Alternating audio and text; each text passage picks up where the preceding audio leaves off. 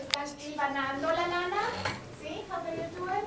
So that is the sheep wool, and it's going like that every day. You see all women, indigenous, doing that the whole day. They walk, they put it aside, they cook, they take it again, they keep doing that every single day because this is how they get money. They have to do las artesanías, okay?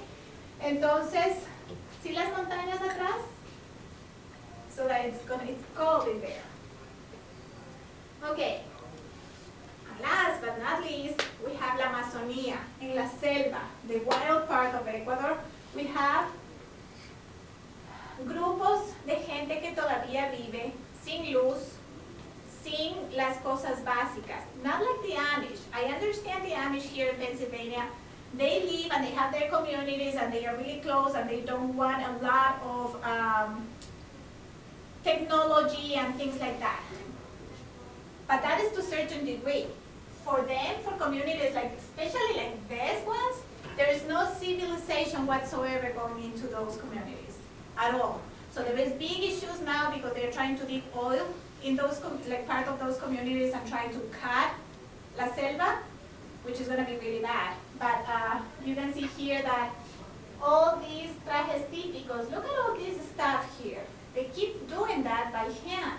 They paint everything by hand. Before, señora Mosquera pensaba que esto era un gorro, un sombrero. What do you think this is? ¿Piensan que es un gorro? ¿No? Lo que hacen es el pelo, su cabello, le ponen un gel de una planta y lo pintan con achiote. You know what achiote is? Okay, it's whatever you put in whatever mom put in the soup to make to give color to the soup, like that red stuff. That's achiote. So they paint their hair, and it's really hard. It's like a helmet. I didn't know until I read about that like a couple years ago, but that is really interesting to know. Anyway, and the tradition continues. You see a lot of kids, and I think it's really cute to see them with the tradition. And especially like this is what happens in Ecuador. Indigenous take care of the babies on their backs.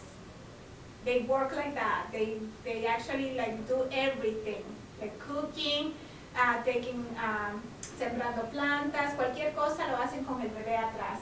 And that is what they do every single time. And the new generations do the same thing. And I just noticed you have one figure back there by the TV.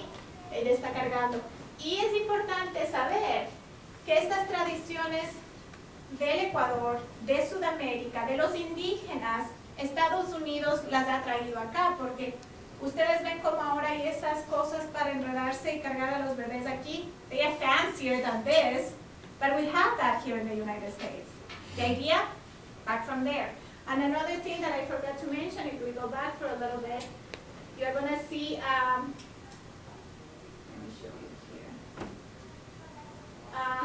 Dependiendo de dónde están, los pantalones son los mismos, pero más cortos. Si está más frío, como en ese, los pantalones son más largos. ¿Ok? Y vendemos, ellos hacen mucho de la joyería que está aquí. Les voy a pasar esto para que lo vean y me digan, what do you think this is made from? Like this is obvious, but check the other ones, especially the black one. Think about what they use to do all this jewelry. Okay, and here in the United States we use like a lot of, how are they called, mullos? Okay, but most of them are plastic or synthetic. Beads, yeah, that's how it's called. Yeah. I was thinking of the palabra like Aquí, if you see these things, they are coins. So they managed to do the holes into the coins and then just they did all that stuff in there. But we do have these also. How do you call them in Spanish? I mean in English.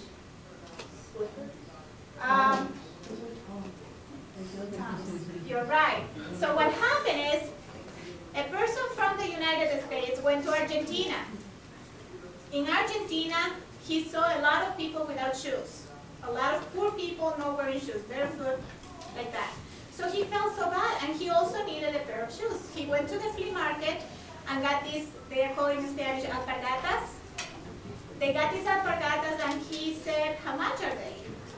50 cents. This is like a long years ago. So he got a lot of alpargatas. He said, okay, give me 10 alpargatas. He wore one and then went with the other ones and gave that to the people there that he found on the streets. And then when he came back after like a couple months standing there and seeing all these people in need, he said like, quick, the alpargatas for 50 cents that I bought are really comfy. They're really fancy. Everybody has been asking me, why am I wearing these ones? ¿Por qué no me pongo un negocio de alpargatas? Voy a vender alpargatas. So that's exactly what he did. Tom's, that's exactly what he did. He put the business and he's helping a lot of people to give them shoes. So every time that you buy Tom's, you're helping people from all over the country, the poor countries in South America to get those things. And they sell the stuff that they do, like the ones that you're seeing in there. Here's the zamarro that I told you. It's like that. Entonces los indígenas salen a las ciudades, venden sus productos, regresan a su pueblo y continúan con su vida. Most of it is agricultura, the agriculture, and artesanías. Most of the time you're going to see that is like that. The black pulsera, what do you think it's made for? Made of? Like rocks or taboo. Rocks, what else? Wood. Wood, it looks like wood, right? It's actually seeds. They are seeds from a palm tree. It's called tagua. Hay mucha artesanía de tagua y ahora yo leí que hay mucha artesanía con diferentes seeds. So they use the seeds from the watermelon, from the tangerines, from like every single seed. There is a business now going on in Ecuador that they are using all these seeds to make all this joyería. And I think it's really amazing, isn't it? Okay, and you can buy all this stuff in there. What Señora Mosquera brought, like the poncho, like this. Everything you can buy it in there. This is really soft, so I like it a lot. And all these figures and these patterns that you see here in clothing in the United States, the idea is from South America. The idea is from Mexico, from South America, from like all the Latinos. And here, if you pay attention, these are like llamas.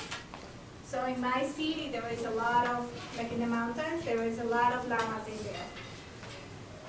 This is from my daughter. Does she wear this cuando está caliente o cuando está frío? Caliente. Caliente, ¿no es cierto? ¿Cómo se llama? Blusa. Una blusa. ¿Esto lo lleva cuando está caliente o cuando está frío?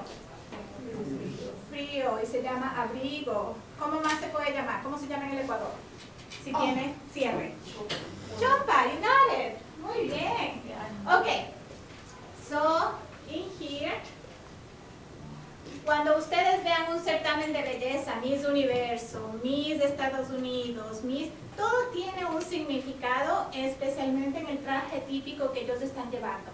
Pero Latinoamérica es considerado como muy voluptuoso porque tiene muchos colores. Traen colores de la naturaleza, traen colores de los animales, colores de las tradiciones indígenas. So I'm going to have you watching a video really quick, and I want you to pay attention to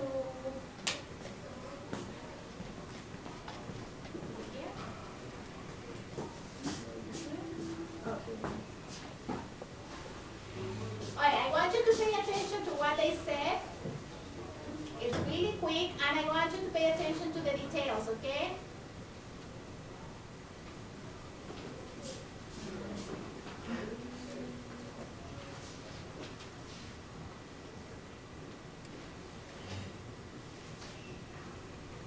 Esto es Miss Universo 2015.